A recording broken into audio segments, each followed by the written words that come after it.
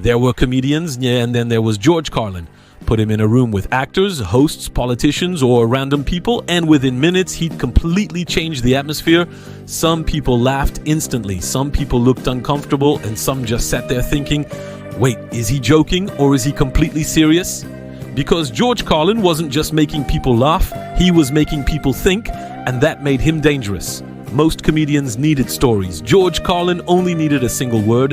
Say airports around him and suddenly you'd get a 10-minute routine. Say government and now you're listening to a full breakdown of society. Say language and somehow he'd turn everyday words into comedy gold. Caliber machine guns mounted up there.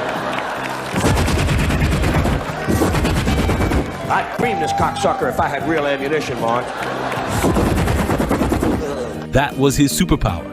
He could take something everybody sees every day and make you wonder how nobody noticed how ridiculous it actually was. The crazy thing, he wasn't always the George Carlin people remember. Back in the early days, he looked completely different. Clean haircut, suit, traditional jokes, the kind of comedian television loved.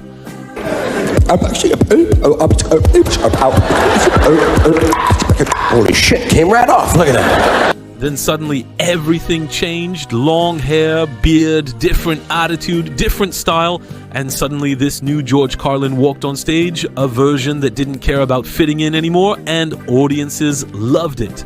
Because he said things people secretly thought, but never said out loud. During interviews, hosts often looked like they were trying to control a tornado. They'd ask one simple question, and George would take that question somewhere nobody expected.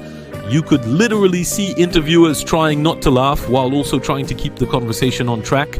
Good luck with that. It's the same reason I was fascinated with Mike Ditka as a coach. I say, why don't they... Years later, people are still sharing his clips online.